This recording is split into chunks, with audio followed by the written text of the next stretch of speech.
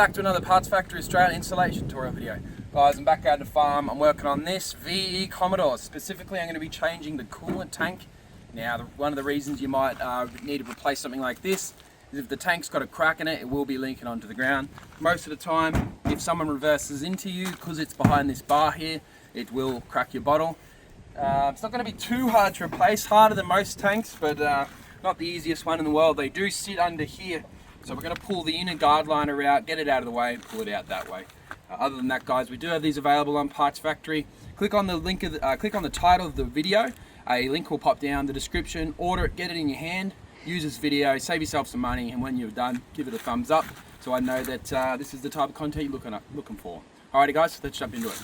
Alrighty, guys, so you will have to take off this wheel, but in theory, if you want to do it a little bit more difficult, you can go left hand down, so you get a bit more space here, but you're still going to have to go for some of these back ones. So I would suggest just jack your car up, take this wheel off, don't forget to put the handbrake on, and don't do it on a hill. But other than that, once you got your wheel off, it's time to start. Let me just zoom out a bit. See these little clips? You pull all these clips out. To do so, you can just use a flathead screwdriver. Technically, there are better tools for this. You might, with a flathead, destroy some of these clips. So if you can, get a plastic pry tool. It's like a two-sided prong. That way you can not destroy these clips. Good thing about my situation is I don't really have to put all this back together properly, but I expect you guys will have to. So I got one up here. I'm going to put my phone down. I'm going to get all these clips and then I'll show you what you can see behind this. Right, so I've decided it's a bit too difficult to kind of maneuver it out of the way, so I'm just going to pull every single clip, pull the whole guard liner out, just so I can get in there a bit easier for filming. So yeah, you got a few clips around the place. I'm sure you'll be able to see them. You got a few on this side, and once you've done that, I'll see you back at that time.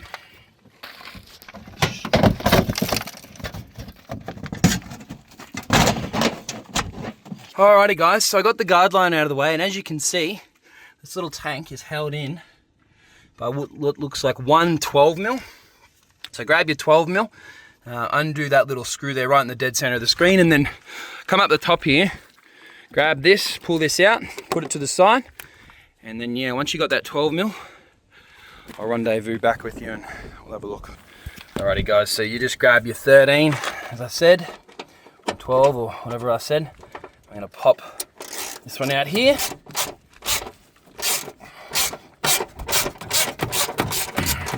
Once that's out, I reckon this whole tank is just going to fall. It kind of hangs over the front crash bar a bit. You will have to like lift it up in the air. But other than that, I'd say not much is holding this in, eh? Okay, so don't lose your 13. Put it somewhere safe, like right next to your tools.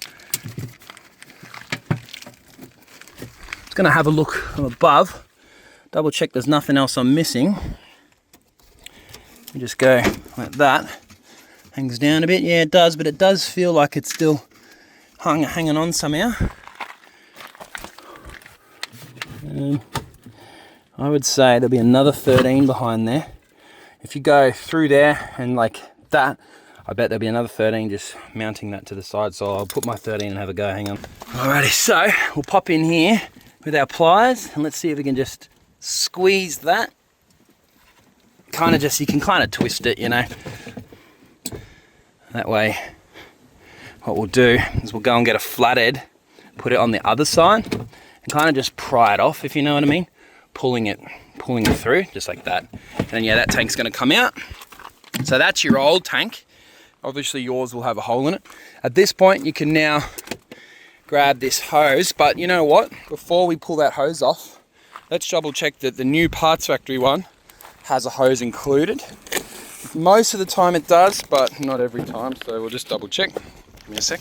Alrighty, guys, so it does not come with a new hose, so I'll run you through what that means for us.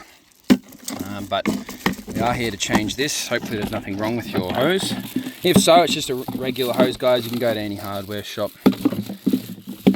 Alrighty, so that's your new bottle, and as you now know, goes in there, tucks in. Now the electrical plug has to plug in back into this piece in the center of the screen now. So we'll do that first, and then we will, I'm going to put this one in the center of the screen first, and then I'm going to do that one kind of the other way, the opposite way to what I did. So let me just get myself in position. So I'm going to do that electrical plug first, getting it up the right way. I'll just work out what the right way is first. Give me one moment. Okay, yeah, so the electrical plug just clips back in, just like so, and then you can put your bottle in place. And then basically I'm going to do this side first. See in there? You can see in there, right? Try and get the correct angles. So we're going to chuck that screw in there, and then obviously I'm going to reach around the back here, lining up this back screw. And just as long as we can actually, what I recommend doing is put it in the hole of the bottle, and then that will assist you to locate up to the car's thread, if you know what I mean. Yep, so I'm in there. Give it a bit of a tighten by hand, just so it starts the thread, etc. Okay, there you go. And then, obviously you want to just tighten up one side at a time. Remember, it's a 13, so just chuck your 13 back on, into position, tighten up, and the same thing on this side. My hand, I think. Okay, I'll come in and tighten that in a sec, and then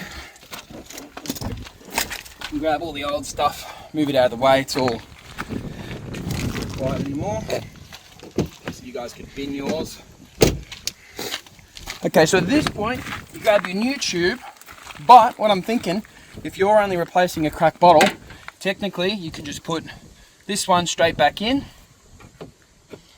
That way, you know, you're not stuffing around, and that would therefore be job complete, other than the lining. So the lining, fairly straightforward, as you know. You got all your clips. You can just grab your lining, tuck it back into place. Remember, you've got to run it through this metal little fin on the edge of this guard here. And once you've done that, it'll sit up there nicely by itself.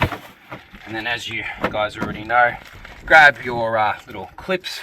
You're just popping them into place one by one. So you put the kind of female part in first, and then you put that male part in, and it will kind of spread.